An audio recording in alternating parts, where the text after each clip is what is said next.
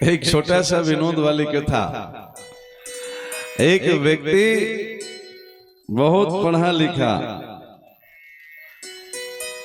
Graduate व्यक्ति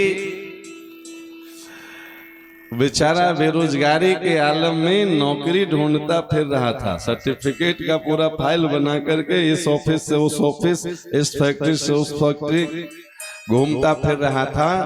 कहीं नौकरी नहीं मिल रही थी, पेट भरने के भी लाले पड़े थे। एक दिन उसके शहर में एक सर्कस आया। सर्कस समझते हैं ना आप लोग, देखे होंगे कभी न कभी।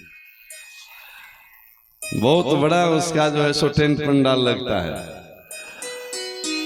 तो उससे लगा कि चलें जरा यहाँ भी ट्राई करके देखते हैं, ये सैकड़ों लोग इसमें कमाते खाते हैं, शायद हमें भी नौकरी मिल जाए। तो सर्कस वाले मालिक के पास गया, पढ़ा लिखा व्यक्ति, पूरा फाइल लेकर के, महाराज हमें भी नौकरी मिलेगी आपकी सर्कस में। तो सर्कस का जो मालिक था बोला कि आप पढ़े लिखे हो? अरे देखिए बीए का पूरा सब सर्टिफिकेट फाइल में है। तो सर्कस का जो मालिक था बोला आप पढ़े लिखे हैं तो आपको नौकरी नहीं मिलेगी, इतने पढ़े लिखे लोगों के लिए हमारे पास कोई पद ही नहीं है।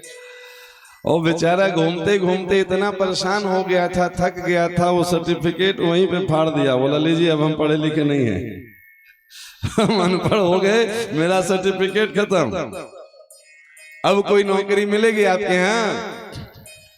बोला हाँ अब आपको नौकरी मिलेगी, थोड़ी दिन ट्रेनिंग करना पड़ेगा, जो सिखाएंगे वो सीखना पड़ेगा, तब न सर्कस का अभिनय करिएगा। महाराज क्या सीखना पड़ेगा? बोले बंदर का अभिनय करने को मिलेगा आपको बंदर का वो पहना दिया जाएगा ड्रेस, और बंदर कैसे रिंग मास्टर के इशारे पे जो है सो नाच दिखाता है, तरह तरह के खेल करेगा, वो सब ट्रेंड कर देंगे आपको। सर्कस के जो ट्रेनर हैं वो आपको 5,000 रुपया महीने मिलेगी। बेचारा बड़ा खुश हो गया कि चलो बंदर बन के भी पेट भर जाए तो बहुत है। वो बंदर का अभिनय करने लगा, स्मूथली जीवन चलने लगा। 5,000 रुपया मिलता, 2 घंटा बंदर का उछल कूद खेल ही तो करना था, वो सब सिखा दिया गया था, ट्रेनर लोग सब सिखा दिए गए थे, बहुत अच्छा से कर रहा था। एक दिन नई आफत आ गई। क्या आई? ट्रेनर जो था बोला आज जब हम सर्कस का अभिनय, ज्यादा ट्रेंड हो जाता है तो उसको थोड़ा और बड़ा रोल दिया जाता है ना। बोला आज जब सर्कस के मैदान में ले चलेंगे तो उधर से शेर का पिंजरा आएगा और शेर का पिंजरा में आपको घुसना है।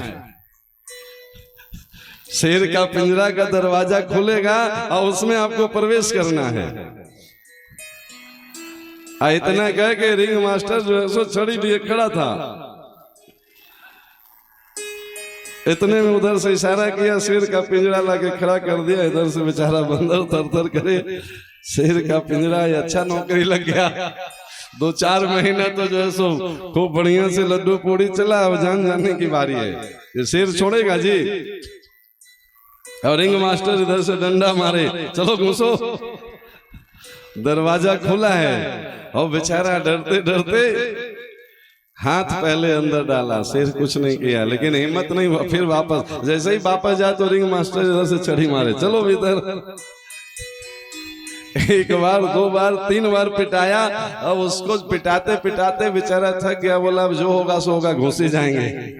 4था बार रिंग मास्टर डंडा मारा तो सीधे दौड़ा पिंजरे में घुस गया। शेर के आगू में खड़ा, थर थर कांपे गया। अब तो शेर खाएगा, लेकिन शेर खाएगा क्या? शेर उधर से धीरे से बोला कि अरे डरो मत, जैसा तुम नकली बंदर हो वैसा हम भी नकली शेर हैं।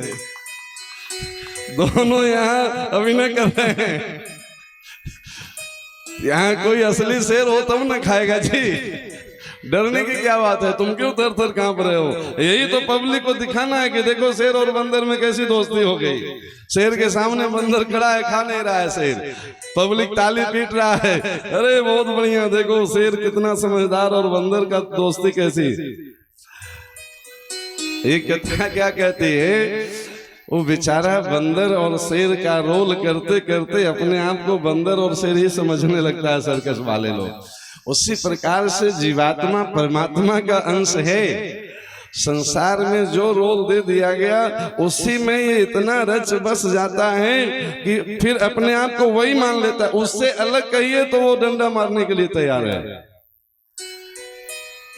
सब जीव जितने लोग बैठे हैं ये सब परमात्मा के अंश हैं, ब्रह्म के अंश हैं। लेकिन पूछिए तो महाराज कोई अपने आप को महात्मा माने बैठा है, कोई ब्राह्मण माने बैठा है, कोई क्षत्रिय माने बैठा है, कोई गुप्ता जी हैं, कोई लाला जी हैं, कोई अपने आप को उससे अलग उनको बताइए तो डंडा चलाने के लिए तैयार है।